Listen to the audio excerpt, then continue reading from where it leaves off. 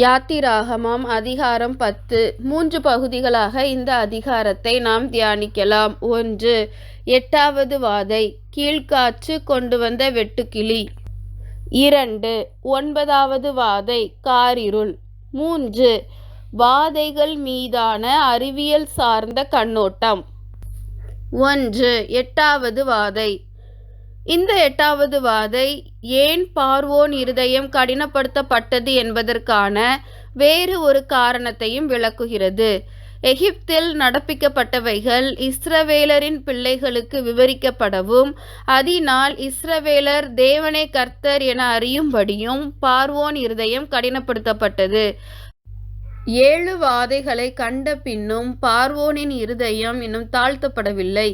எனவே இந்த 8வது வாதையான கல்மழை மீதியாய் வைத்த அனைத்து தாவர வகைகளையும் பட்சித்து போட்டது. இந்த 8வது வாதையின் போது பார்வோனுடைய ஊழியக்காரர் மனந்திரும்பி இஸ்ரவேலரை போகவிட பார்வோனிடம் கேட்டனர். பார்வோன் மோசேயிடம், புருஷர்கள் மாத்திரம் கர்த்தருக்கு ஆராதனை செய்ய போங்கள் என்று கூறினான்.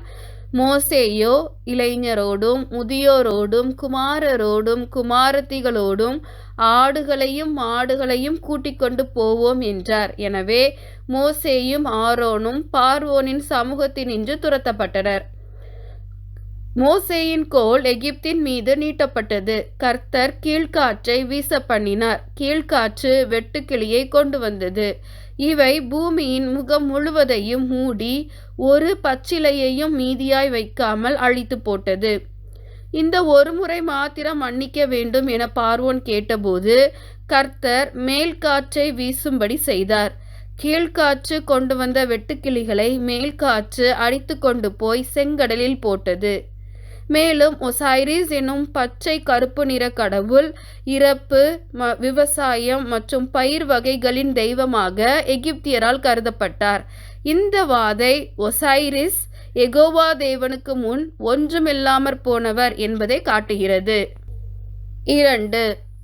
9வது வாதை, காரிருள். 9வது வாதை எகிப்தியர் மேல் எந்த ஒரு எச்சரிப்புமின்றி வந்தது. எகிப்தியர் 3 நாள் ஒருவரை ஒருவர் காணவும் இல்லை, தம்மிடத்தை விட்டு எழுந்திருக்கவும் இல்லை. ஆனால் இஸ்ரவேல் புத்திரரின் வாசஸ்தலங்களில் வெளிச்சம் இருந்தது. ரா எனும் எகிப்திய சூரிய கடவுள் பருந்து தலையுடனும் சூரிய வட்டுடனும் சித்தரிக்கப்படுகிறார். சூரியனிடமிருந்து வரும் ஒளி எகிப்தியரை வந்தடையவில்லை. இஸ்ரவேலரின் வாசஸ்தலங்களோ மெய்யான வெளிச்சம் தரும் யெகோவாவால் ஒளியை அடைந்தன. இது ரா எனும் சூரிய கடவுள் யெகோவா தேவன் முன் வீழ்ந்து போனதை காண்பிக்கிறது. இந்த விசை பார்வோன் ஆடுகளும் மாடுகளும் தன்வசமாயிருக்கும், நீங்கள் போய் ஆராதனை செய்யுங்கள் என்றான். ஆனால் மோசே ஒரு குளம்பும் பின் வைக்கப்படுவதில்லை என்பதில் உறுதியாயிருந்தார். எனவே பார்வோன், அப்பாலே போ, இனி என் முகத்தை தரிசிக்காதே என மோசேயை கடிந்து அவனுடைய சமூகத்திலிருந்து விரட்டுவதை காண்கிறோம். 3. வாதைகள் மீதான அறிவியல் சார்ந்த கண்ணோட்டம். 7வது 8வது மற்றும் 9வது வாதைகளான கல்மழை, வெட்டுக்கிளி, காரிருள் போன்றவை இயற்கை பேரழிவின் காரணமாக ஏற்பட்டிருக்கலாம் என அறிவியலாளர்கள் கருதுகின்றனர். சாண்டோரினியின் மத்திய தரைக்கடல் தீவுகளின் ஒரு பகுதியாக இருந்த தேரா என்ற எரிமலை சுமார் 3500 ஆண்டுகளுக்கு முன்பு வெடித்தது. இது மனித வரலாற்றில் மிக பெரிய எரிமலை வெடிப்புகளில் ஒன்றாக அமைந்தது. இது பில்லியன் கணக்கான டன் எரிமலை சாம்பலை வளிமண்டலத்தில் கக்கியது. எரிமலை சாம்பல் கல்மழையை தூண்டும். இது மேகங்கள் அவற்றின் நீர் உள்ளடக்கத்தை வெளியிடவும் வெட்டுக்கிளிகளின் வளர்ச்சிக்கு ஏற்ற வளிமண்டல நிலைமைகளை உருவாக்கவும் காரணமாக இருந்திருக்கலாம்.